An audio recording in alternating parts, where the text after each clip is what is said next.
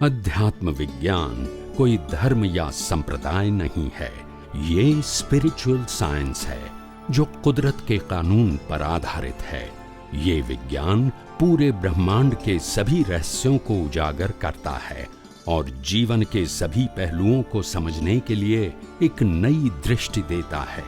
इसी को art of vision कहते हैं, दुनिया को देखने की एक नई दृष्टि, जो अध्यात्म विज्ञानी परम पूज्य स्वामी श्री कमलेशानंद जी के निर्देशन में सनातन सत्य का अनुसंधान कर हमारे जीवन को प्रकाशित करे। जय सच्चिदानंद।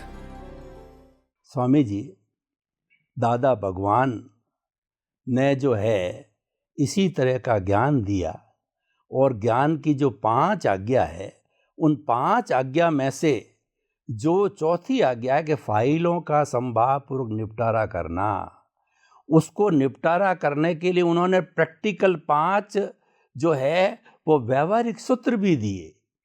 पहला सूत्र है जगत निर्दोष। अगर हमारी दृष्टि निर्दोष हो जाती है कि सामने वाले को हम अकर्ता समझते हैं और उसमें निर्दोष समझते हैं उसको, तो उसके बारे में बताया गया। दूसरा कि टकराव टालिए, इसका मतलब किसी के साथ तू मैं और किसी के साथ लड़ाई झगड़ा उसको टाला जाए। तो इन दोनों सूत्रों की मैं आपसे आध्यात्मिक वैज्ञानिक चर्चा जानना चाहता हूँ, यानी अध्यात्म विज्ञान के माध्यम से मैं जानना चाहता हूँ ताकि हमारे सभी श्रोताओं को जो अध्यात्म विज्ञान की दृष्टि का भी पता पड़े। कृपया बताइए। अध्यात्म विज्ञान के माध्यम से हम आपको जिस प्रकार से विज्ञान बताना चाहते हैं, वो विज्ञान धीरे धीरे आप सुन रहे हैं, समझ रहे हैं। और ख़ास बात ध्यान में रखना है, ये विज्ञान उपयोग करने के लिए है, स्टोरेज करने के लिए नहीं है। इसको नॉलेज के फॉर्म में मत लेना। अगर आपको उसका लाभ लेना है तो ये विज्ञान यूज़ करने के लिए थ्रू योर विज़न। अगर दृष्टि के अंदर विज्ञान सेट नहीं हुआ और दिमाग में ही रहा सिर्फ, तो आपको लाभ नहीं मिलेगा। तो मैं समझता हूँ कि आपको ये हाइलाइट्स बता दूँ, एक भय संज्ञा भी बता दूँ कि ये नॉलेज या इन्फॉर्मेशन नहीं है, ये अनुभव का विषय है। और इसलिए यहाँ शब्द बताया है आध्यात्म विज्ञान। ये धर्म नहीं है, ये क्रिया नहीं है, ये शब्द नहीं है।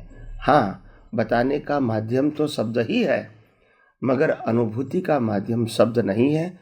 और विज्ञान अनुभूति के लिए होता है, नॉलेज के लिए या इन्फॉर्मेशन के लिए नहीं होता है। तो मेरी आप सबको राय है, जो भी श्रोतागण सुन रहे हैं उनको लाभ होना ही चाहिए और अवश्य होगा। अगर आपको ये विज्ञान जैसे जैसे सिद्धांत के रूप में समझ में आएगा और आप जीवन में संजोगों के अंदर दृष्टि से उपयोग करोगे ये सिद्धांतों का, तो अवश्य आपको फल मिलेगा। क्योंकि ये तो साइंस है। जैसे H2O से पानी होता है, तो दुनिया की कोई भी व्यक्ति H2O को मिलाएंगी तो पानी होगा। इसमें ऐसा नहीं कि एक व्यक्ति से होगा दूसरे व्यक्ति से नहीं होगा। विज्ञान के अंदर इफ एंड बट नहीं होता है। विज्ञान का मतलब सिद्धांत। जिस प्रकार सिद्धांत बताया है, आप दृष्टि से फॉलो करोगे, 100% रिजल्ट आपको वही मिलेगा। तो हम ये सही बातों को सही तरह समझने की कोशिश करेंगे। दूसरी बात, आज का जो मूल प्रश्न है, दादा भगवान ने जो चौथी आज्ञा के माध्यम से फाइलों का समझाव से निपटारा करना, उसके लिए 2 बातें बताई, एडजस्ट एवरीवेयर और अथरामंटाड़ो। अभी एडजस्ट एवरीवेयर जो होता है और अथरामंटाड़ो, ये 2 सूत्र हैं, वो तो अच्छे हैं, मगर हमारे आध्यात्मिक विज्ञान की ओर से ये सूत्र रिलेटिव सत्य है। रिलेटिव सत्य का मतलब होता है आपको कुछ करना है, effort through your mind, speech and action, वो रिलेटिव सत्य हो जाता है। Through your vision with the help of universal truth, वो आध्यात्म विज्ञान हो जाता है। तो मेरा कहने का मतलब ये है, सूत्र बहुत अच्छे हैं और आम जनता के लिए बहुत ज़रूरी भी है और जीवन जीने में बहुत उपयोगी और सहायक भी है। तो एडजस्ट एवरीवेयर का मतलब होता है हम हो सके इतना हर व्यक्ति के साथ एडजस्ट हो जाए। और इसकी मैं टिप्स भी आपको दूंगा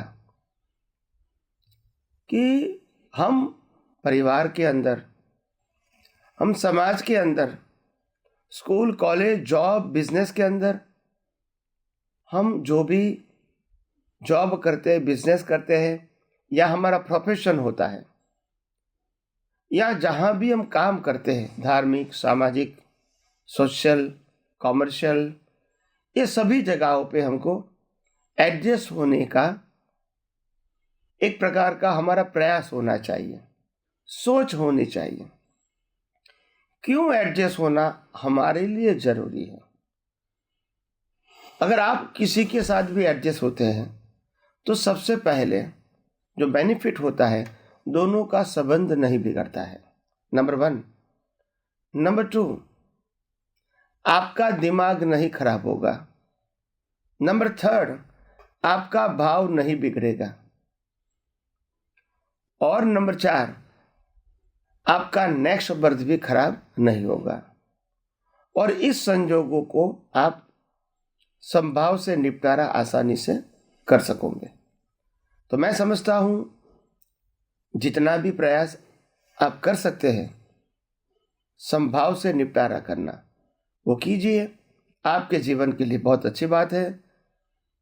आप सब लोग समझदार हैं। आप सब लोग यही प्रयोग को अपने जीवन में जहां भी होता है एडजस्ट होते रहोगे, क्योंकि हमारा जीवन जो है वो किसके लिए है? कहीं लोग मानते हैं हम इस दुनिया में सुख प्राप्त करने के लिए आए। बात गलत है। हम इस दुनिया के अंदर साधन, संपत्ति, संबंध और सत्ता प्राप्त करने के लिए आए। बात गलत है। हम इस दुनिया में कुछ पाने के लिए आए। बिल्कुल बात गलत है। या तो हम उस दुनिया के अंदर कुछ लॉस करने के लिए आए, वो भी गलत है। हम सब इस दुनिया के अंदर आध्यात्म विज्ञान की दृष्टि से हम सब अपनी कर्मों के भुगतान के साथ सभी प्रकार के अज्ञान को मिटाने के लिए आए, क्योंकि हमारे जन्म मरण की जड़ ही अज्ञान है। और सुख दुख की तो बात ही नहीं है। मैंने पहले भी कहा था, कुदरत का कानून साफ है कि मैंने ब्रह्मांड के अंदर न सुख रखा है न दुख रखा है। और इसीलिए सुख दुख की तो बात नहीं है, न प्राप्ति की बात है न नुकसान की बात है। हम सब अपने कर्मों की भुगतान करके, संभाव रख के हम अपने जीवन में आगे बढ़ना चाहते हैं आध्यात्म के मार्ग में। और दूसरी बात, हम संभाव क्यों रखेंगे? क्योंकि मैंने पहले भी कहा है एपिसोड के अंदर कि इस दुनिया के अंदर हम अपनी मर्जी से जीने के लिए नहीं आए, अपने हिसाबों को पूरा करने के लिए आए। और हिसाबों को पूरा अगर बिना राग द्वेष करना है तो संभाव रखना बहुत आवश्यक है। और इसीलिए संभाव जो है वो क्रिया नहीं है, वो शब्द नहीं है, वो सोच नहीं है, वो भाव है। आपकी दृष्टि में कोई भी संयोग बिना राग द्वेष देखोगे, वही तो संभाव है। तो संभाव रखना हमारे सबके लिए बहुत बड़ी बात है, परिवार में, समाज में और हर जगह पे। एडजस्ट होना हमारे जो भी प्रयत्न है, प्रयास है, मन वचन काया से, उसमें जितना भी एडजस्ट हो सकते हो वो होइए, अच्छी बात है। उसी में ही हमारी सामाजिक, धार्मिक और आध्यात्मिक भलाई है। फिर बात आती है टकराव टालिए। हम टकराव टाले, अच्छी बात है। हालांकि आध्यात्म विज्ञान के अंदर टकराव टालने की स्वतंत्रता आपके पास नहीं है, मगर मैं यहाँ प्रयास की बात करूँगा। आप प्रयास तो कर सकते हैं ना, मन के लेवल का टकराव, भाषा के लेवल का टकराव या वर्तन के लेवल का टकराव, जितना भी हो सके टाल सकते हैं। तो डालो, आपके लिए अच्छा है, सामने वाले के लिए भी अच्छा है, और आपके भविष्य के लिए भी और नेक्स्ट बर्थ के लिए भी आपके लिए बहुत अच्छा है। टकराव से कोई फायदा नहीं होता है, मगर हाँ, 2 बातें जरूर जीवन में ध्यान रखो। टकराव से शक्ति खत्म होती है और टकराव से शक्ति बढ़ती है। ये दोनों बातों को ध्यान में रखना है। दादा भगवान ने 2 सूत्र अलग अलग समय पे बताए। गुजराती में संघर्ष से शक्ति समाप्त होती है और संघर्ष से शक्ति बढ़ती है। ये दोनों बात बताई। तो उसका मीनिंग क्या है? क्या ये कॉन्ट्राडिक्शन है, विरोधाभास है? नहीं, दोनों सूत्र अपनी जगह सही है। हमारे पास दृष्टि होनी चाहिए कि कौन सा सूत्र कहाँ लागू होता है। एक बार कहते हैं कि संघर्ष से शक्ति खत्म हो जाएगी, तो प्रिंसिपल ये है, बाह्य संघर्ष से शक्ति खत्म हो जाती है। बिल्कुल ध्यान से सुनो, बाह्य संघर्ष से शक्ति खत्म हो जाती है और आंतरिक संघर्ष से शक्ति बढ़ती है। आंतरिक शक्ति संघर्ष है अज्ञान और विज्ञान का संघर्ष। एक तरफ अज्ञान है, रिलेटिव सत्य, दूसरी तरफ विज्ञान है। ये दोनों में तो संघर्ष होना ही चाहिए, क्योंकि हमको अज्ञान तो लेकर आए और अज्ञान की बिलीफ भी लेकर आए। इसी का तो हमको नाश करना है, मगर कैसे करेंगे? विज्ञान से, कुदरती कानून से। तो आंतरिक संघर्ष से शक्ति बढ़ती है और बाह्य संघर्ष से शक्ति खत्म होती है। और इसीलिए हो सके इतना बाह्य संघर्ष को अपने जीवन में टालने की कोशिश करो। किसी को लाभ नहीं है, यहाँ डरने की बात नहीं है, यहाँ लौकिक लाभ नुकसान की बात नहीं है, मगर क्यों हम अपनी शक्ति को वेस्ट करेंगे? क्यों हम अपने ज्ञान दर्शन को खराब करेंगे, डिस्टर्ब करेंगे? और आखिर स्थिरता ही तो शक्ति है। केवल ज्ञान का मतलब होता है 100% स्टेबल, नो रिएक्शन, कोई भी अवस्था का कोई रिएक्शन नहीं, क्योंकि वो अवस्था आती है जाने के लिए, वो अपने आप आई है, अपने आप चली जाएंगी, हमको रिएक्ट करने की जरूरत नहीं है। मगर क्यों आई? क्योंकि अज्ञानता से हमने कर्म बांधे थे। अभी तो रिजल्ट मिलता है, तो आपको क्या करना है? बस स्थिर रहना है। मगर स्थिर कैसे रहेंगे?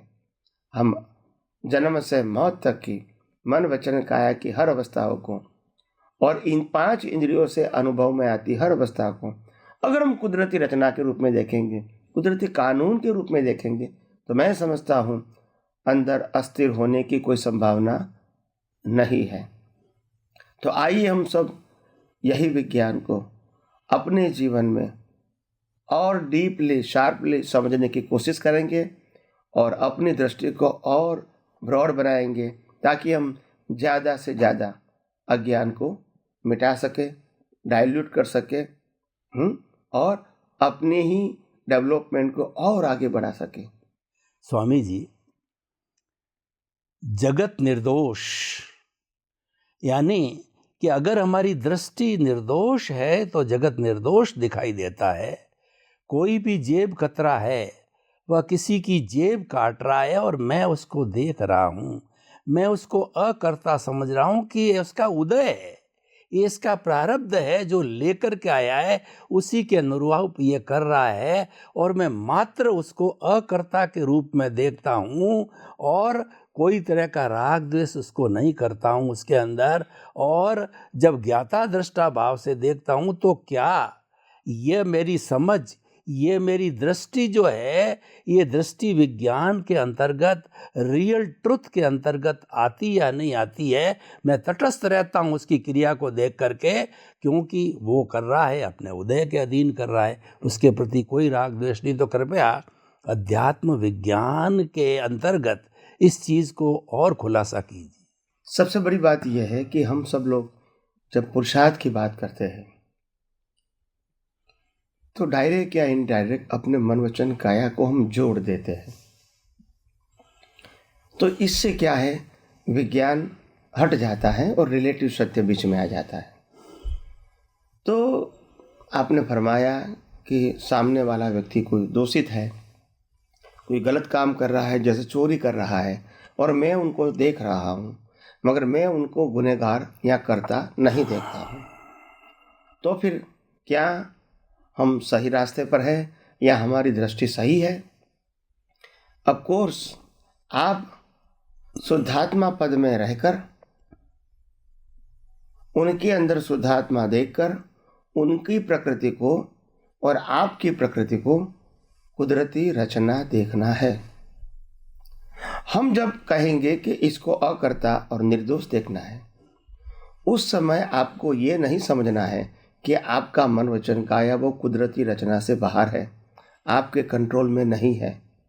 और इसीलिए अगर कोई व्यक्ति चोरी करता है और आपके मन वचन काया से कोई रिएक्ट हो गया, स्पीच से या एक्शन से कहो या थॉट से कहो, उसका मतलब ये नहीं है कि आप गुनहगार हैं। भाव और मन वचन काया की क्रिया दोनों को आपको अलग समझना पड़ेगा। ये साइंस है, क्योंकि साइंस में, आध्यात्म विज्ञान में साफ बात है, मन वचन काया की अवस्था मात्र कुदरती रचना है, हमारी या दुनिया के कोई व्यक्ति की। तो इसीलिए हम जब कोई अवस्थाओं को देखेंगे, इसका मतलब ये नहीं कि हमारा मन वचन काया स्थिर हो जाएगा, नहीं, क्योंकि वो उनका मन वचन काया भी अकर्ता है और हमारे मन वचन काया के लिए भी हम अकर्ता है ना, हमारे कंट्रोल में नहीं है, ये कुदरती रचना है। तो बात दृष्टि तक सीमित रखना, यह अध्यात्म विज्ञान जो स्पिरिचुअल साइंस है, वो आर्ट ऑफ विजन है, वो हमारा या दुनिया के कोई व्यक्ति के मन वचन काया के साथ जोड़ने की जरूरत नहीं है। एक गलती नहीं करना, नहीं तो फिर विज्ञान रिलेटिव सत्य में ट्रांसफर हो जाएगा। तो इसीलिए हम अलग रहते हैं, वही हमारा साइंस है। एक महात्मा ने पूछा था कि अगर ये विज्ञान को हमको अनुभव करना है, आगे बढ़ना है, तो क्या हमको कौन सा पुरुषार्थ परफेक्ट होगा ताकि हम रियल स्पीकिंग आगे बढ़ रहे हैं?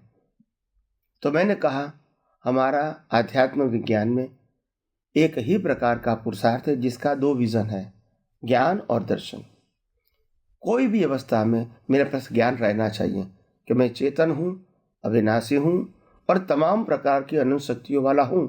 ये मैं हूँ, मेरे को बनाने की जरूरत नहीं है और नहीं कोई आउटसाइड से मेरे को कोई चाहिए, और जो मेरे पास है उसमें से कभी माइनस होने वाला भी नहीं है, और इसलिए मेरा सब्जेक्ट में पाना खोना नहीं है। अभी आ गई प्रकृति, तो प्रकृति को जब मैं कुदरती रचना के रूप में देखूंगा, मेरी प्रकृति को, और सामने वाले प्रकृति को भी कुदरती रचना देखूंगा, तो हमारा काम क्या है? मन वचन काया से मुक्त रहना। मगर मुक्त कैसे रहेंगे? जब आप मालिक बनोगे, जब आप चलाने वाले बनेंगे, जब आप भुगतान करने वाले बनोगे, तो मन वचन काया से अलग रहना आसान नहीं होगा आपके से। तो आसान कैसे होगा? मन वचन काया की अवस्था जो आपका है या सामने वाला है, दोनों को कुदरती रचना के रूप में देखोगे, तभी आप कुदरती रचना से मुक्त, मन वचन काया से मुक्त, भुगतान से मुक्त, ऐसा शुद्धात्मा है, और मन वचन काया को आप कुदरती रचना के रूप में देख सकोगे। तो ये बात खास ध्यान में रखने का है। हमारी दृष्टि में हर समय, हर अवस्था में ज्ञान दर्शन शुद्ध होना चाहिए, मन वचन का शुद्ध होना चाहिए, वो सब्जेक्ट ही नहीं होना चाहिए। एक बात जरूर ध्यान रखो, दुनिया में जो भी व्यक्ति पैदा हुई है वो अपने कर्मों के फलस्वरूप पैदा हुई है, और कर्म अज्ञानता से बनते हैं, इतना तो जरूर ध्यान रखना। और इसीलिए कोई भी मन वचन काया की क्रिया अच्छी या बुरी हो सकती है, लाभकारक नुकसानकारक हो सकती है, पवित्र अपवित्र हो सकती है, शुभ अशुभ हो सकती है, मगर शुद्ध कभी नहीं हो सकती है। प्रकृति ही परिणाम है, और वो अज्ञानता से बने हुए कर्म की भुगतान के लिए संजोगा है। और इसीलिए प्रकृति रामकृष्ण माहिर के भी शुद्ध नहीं बोल सकते हैं, क्योंकि वो तो उदय कर्म है। तो उदय कर्म में शुद्धता होगी तो भी उदय कर्म आया क्यों? शुद्ध का मतलब ही है कर्म ही नहीं बनना। शुभ अशुभ से कर्म बनते हैं, राग द्वेष से कर्म बनते। अगर आपकी दृष्टि उस समय शुद्ध होती तो कर्म बनता ही नहीं, और बनता नहीं तो भुगतान भी नहीं आती। और इसीलिए मनोवचन काया से जो भुगतान आती है वो निर्दोष हो सकता है, या तो वो शुद्ध हो सकता है, वो पॉसिबल नहीं है।